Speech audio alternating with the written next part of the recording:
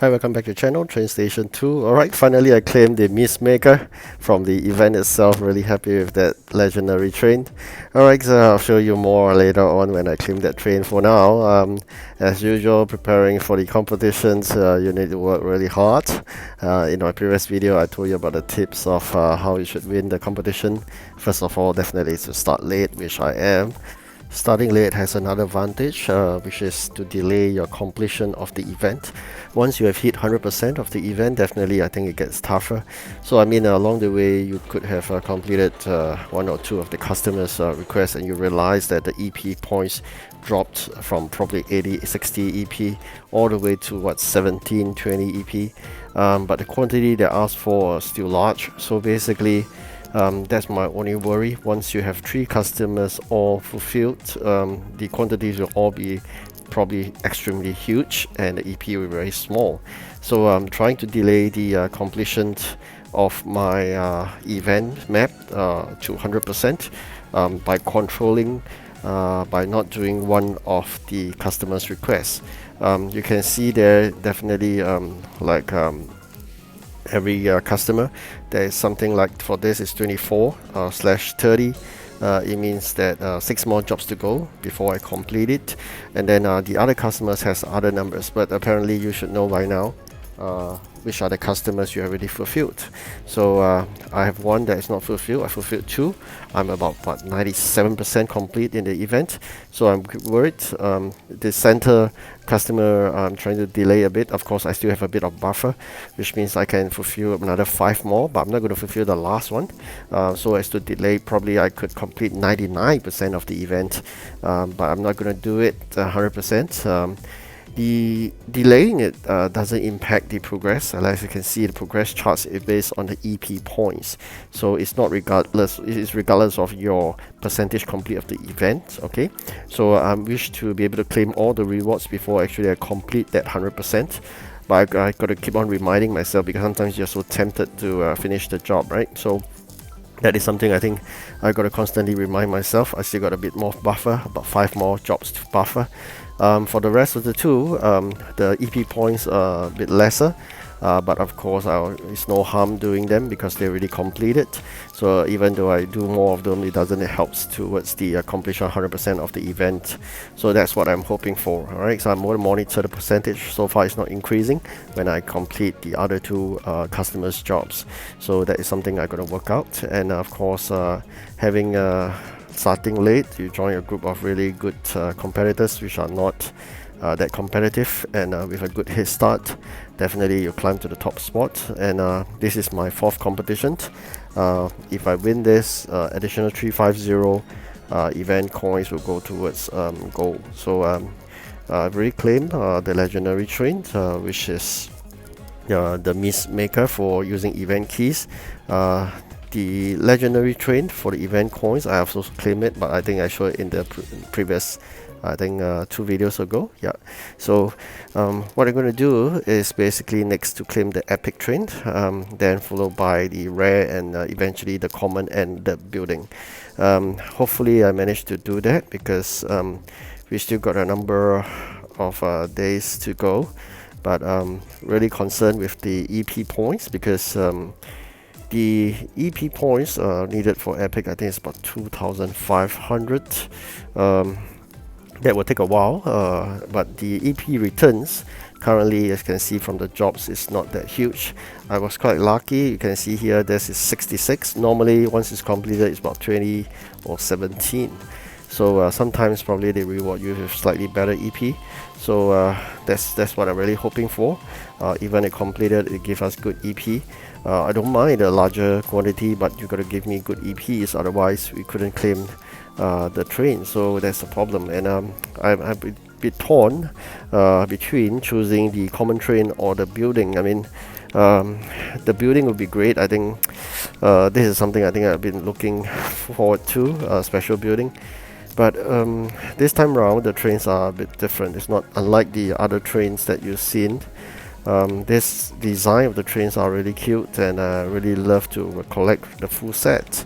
But if I really can't, then probably I could give up that common train and in exchange for the building. So this is something I think we got to think about. Of course, hopefully we could exchange for all the buildings and trains, and that'd be great, right? So I'm really hoping that we do not reach that stage, because in the last event we need to choose, and of course I choose to basically claim all the better trains before the common train, so I gave up on the common train. I managed to claim, I think, the rare train that was my last, and but however there was no building then, so there's not so much of concern. So it's naturally we claim a rare train vis-a-vis a common train. But now here we will be fixed in a dilemma. I mean, because it's about design, and it's so nice. I mean, looking at the Halloween design trains, are really good. So of course, always keep your spooky house busy. You got to bear in mind, like a pumpkin, although it's a raw material, you need to manufacture it into another pumpkin to fit into sub-component for another item. So you got to bear in mind this whole process, it takes time, and because we didn't spend so much gems on the factory upgrade, you only have, if you have been like me, just spend 30 gems to upgrade one slot, you only have 3 slots to go. So that takes a bit of time, especially now they all ask for the event items. Sometimes they may ask for a mixture of common items and event items, but so far I'm getting all the event items, so there's a bit of concern. Alright, so very quickly we go to the exciting part, which is collecting the train, which is a mist maker.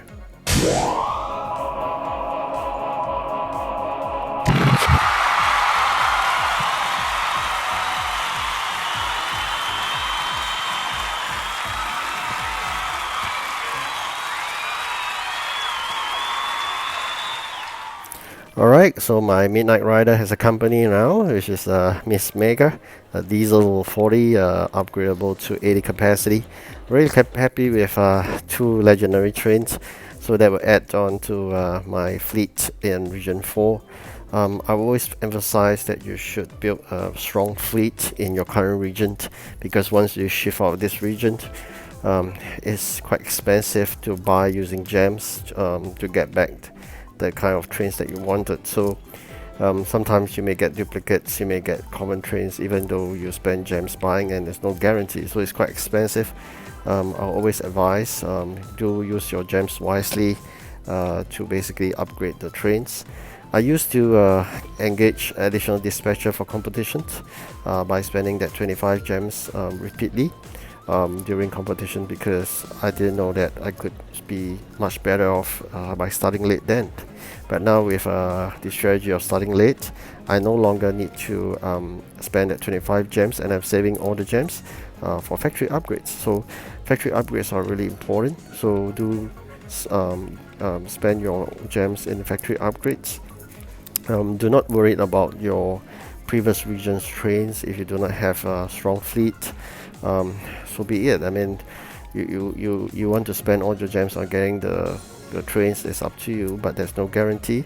The only issue is, of course, you may feel that you have a very small fleet then, and you may be suffering during a certain competition. They ask for a previous fleet from a previous region. So that is something you're going to really work on now. But if it's already over, which means you have a very small fleet like I had previously, then you got to wait for a good event like the Seaport event. Seaport event was really lucky. A lot of people hated the Seaport event, they find it's too tough, but to me I really enjoy it because it allows me to claim all the previous region trains. So my region 1 and 2 trains were extremely numbered in terms of very small number. The Seaport event allows me to expand my fleet in region 1 and 2. So I really hope that they come back with the Seaport event again.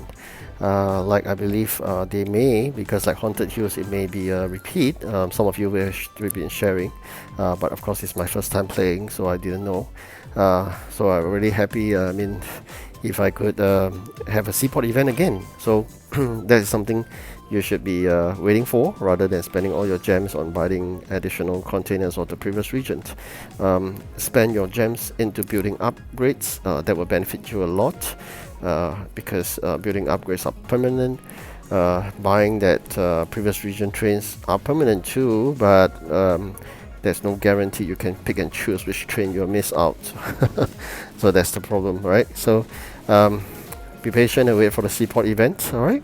So do not rush to move on to the next region. I always emphasize on that. Build an extremely large fleet in your current region. Overbuild is fine in terms of the numbers of trains. Also, do remember to upgrade the capacity of the trains, because once you move on, you could still upgrade, of course, but once you move on to the next region, you'll be so focused into the next region trains. So you may have a way between upgrading the current region or the previous region. So I'll rather you work on slowly. How do you delay it? Of course, don't do the work too much in terms, because focus on events rather than working on the current region jobs. That would defeat your in progress, right? So for me, I'm working towards 150 because I know I can get an additional permanent dispatcher using cabinets in exchange. So I got 8 more levels to go, but because of the events, I will not do the region jobs. I always focus on the events. So I wish you good luck in this competition itself, and I hope you manage to get your trains, especially the 2 legendary trains I've shown. The Mistmaker is a must, and the Midnight Rider as well. If you could get the epic ones, and then get the good building. Alright, I hope you enjoyed this video, and good luck again. Thank you for watching, and share with me your thoughts. Goodbye.